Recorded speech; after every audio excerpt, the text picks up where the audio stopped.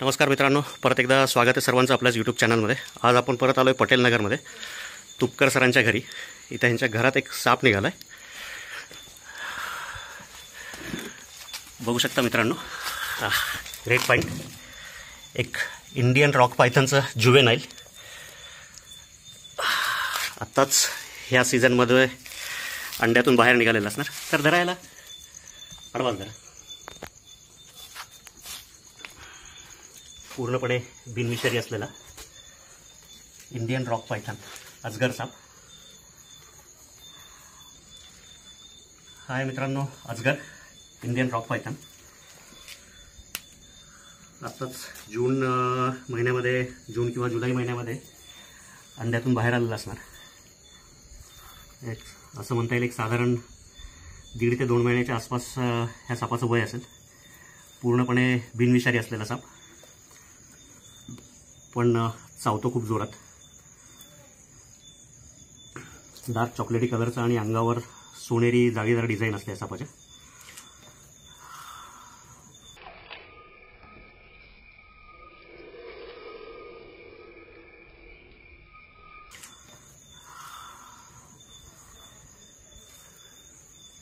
हे भारतातील बिनविषारी सापांमधला सगळ्यात मोठा वाढणारा साप।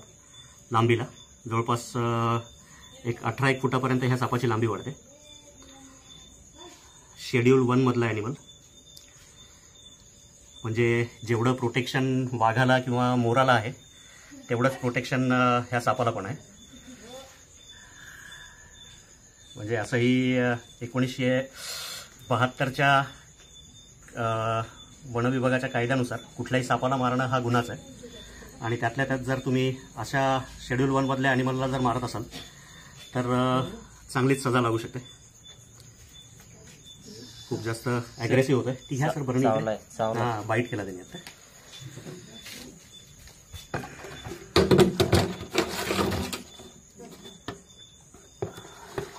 त्याच्या इकडे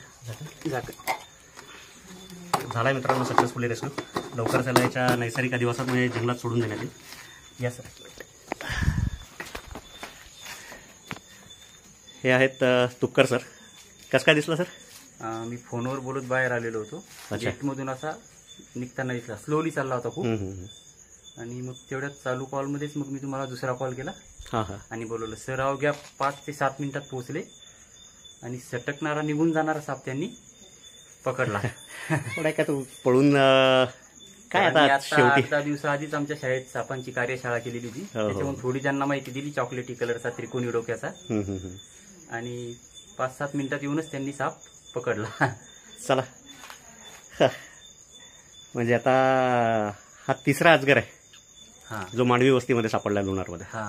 आता बाजूलाच आपलं इथं सरोवर आहे, सरोवरामध्ये कुठेतरी अंडे वगैरे दिलेले असणार आहेत, त्याच्यातून सगळे बाहेर निघालेले पिल्ले आहेत। म्हणजे आता हा बिनविषारी जरी असला तरी निशाचर प्राणी आहे, शिकारीसाठी रात्रीच्या वेळेला बाहेर निघतात। खूप हळू चालला होता तो असा, पण तशी त्याची मुवमेंट हळूच असते। पण धक्का वगैरे लागला, जर त्याला जर भीती जाणवली तर चांगला जोरात पळतो हा सुद्धा। ठीक आहे, काळजी घ्या आता असं रात्रीचं फिरताना थोडंसं। ठीक आहे, धन्यवाद सर। सुरक्षित राहा। नमस्कार मित्रांनो, काल रात्री पकडलेला अजगर त्याच्या नैसर्गिक अधिवासात सोडण्यासाठी आपण आलेलो आहेत घनदाट जंगलामध्ये। थोडासा त्याचा हॅबिटॅट शोधून अशा ठिकाणी त्याला सोडायचं।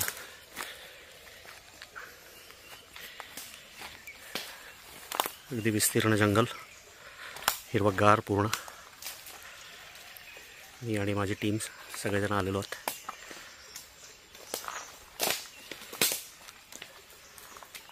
शेवटपर्यंत व्हिडिओत बनवून राहा।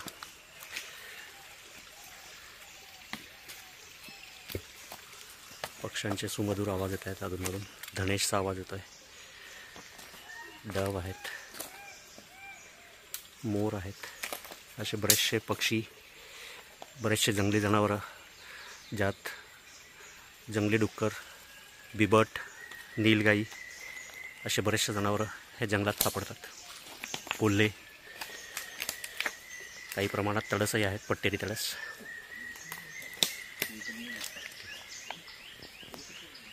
Stay tuned. हाय मित्रांनो, काल रात्री विनायक तुपकर यांच्या घरून रेस्क्यू केलेला भारतीय अजगर इंडियन रॉक पायथन. आणि त्याच सेम टाईमला दुसरा फोन आला होता.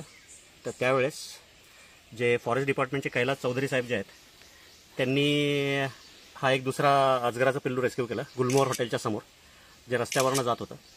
आता दुसरा कुठला साप असला असता तर त्याला रेस्क्यू नसतं केलं तरी चाललं असतं, पण रस्त्यावर होता आणि अजगर जो शेड्यूल 1 मधला ॲनिमल आहे, त्याच्यामुळं रस्त्याच्या म्हणजे गाडीच्या खाली येऊन अपघातात त्याचा मृत्यू होईल, त्याच्यामुळे त्याला सुद्धा रेस्क्यू केलं होतं. असे सुंदर दोन्ही भारतीय अजगर, इंडियन रॉक पायथन, डार्क चॉकलेटी कलरचा आणि अंगावर सोनेरी जाळीदार डिझाईन असते. तोंड बऱ्यापैकी लंबुळकं मोठं असतं आणि तोंडावर गुलाबी रंगाची छटा असते पूर्ण, जी फक्त जो भारतीय अजगर जो आहे, रॉक पायथन जो आहे, फक्त त्याच्या तोंडावर तशी गुलाबी झाग असते. भारतातील सर्वात मोठा होणारा बिनविषारी साप. मी आधी सांगितल्याप्रमाणे वन्यजीव कायद्यामध्ये ह्या सापाला मारल्यानंतर 7 वर्षापर्यंत डायरेक्ट शिक्षा आहे. जी कॅटेगरी आहे ती त्याची शेड्यूल 1 मध्ये येते.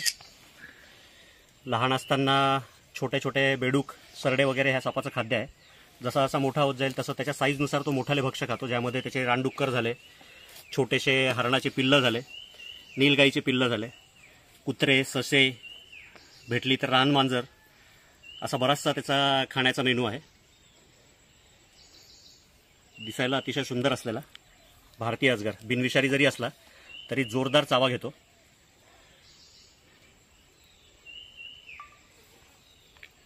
आणि जवळपास 180च्या आसपास दातं असतात ह्या सापाला, जे हुक सारखे असतात. म्हणजे एकदा त्यांनी पकडल्यानंतर ते सहजासहजी सुटत नाहीत आणि त्याच्यानंतर तो त्याच्या भक्ष्याला पूर्ण पिरगाळून त्याचा जीव गुदमरून टाकतो आणि त्याचा जीव घेतो आणि त्यानंतर तोंडाकडच्या भागाने त्याला गिळायला सुरुवात करतो. हे सगळेच साप जे आहेत त्याचं भक्ष्य त्या भक्ष्याच्या तोंडाच्या साईडने गिळतात, जेणेकरून त्याचे पाय वगैरे त्याच्या कुठेही गिळताना अडकू नयेत. त्यामुळे त्याचं भक्षण करताना तोंडाच्या साईडने त्याचा गिळायला सुरुवात करतात.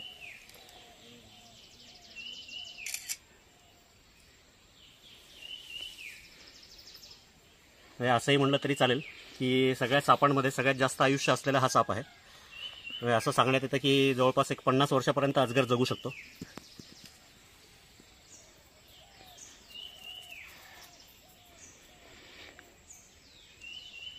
दिवस सोडून उतरायला अवघड होईल सर. हो जातात.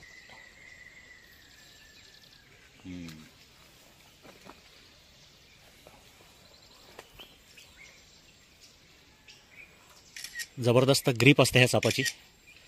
बघू शकता कसा चढत वरती चाललाय. झाडावरच सोडलाय त्यांना.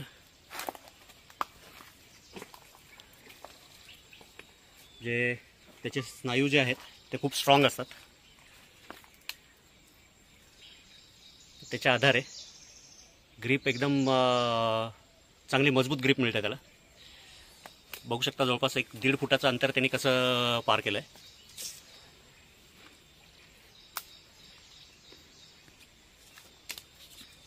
भारतीय अजगर.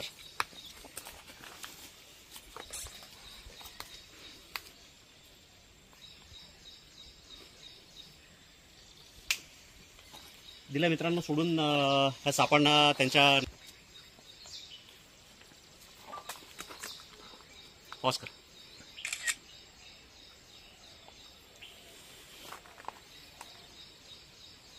हे मागे घे ना हात रे. वरचा घे वरचा. रेंजच्या बाहेर चालला तो.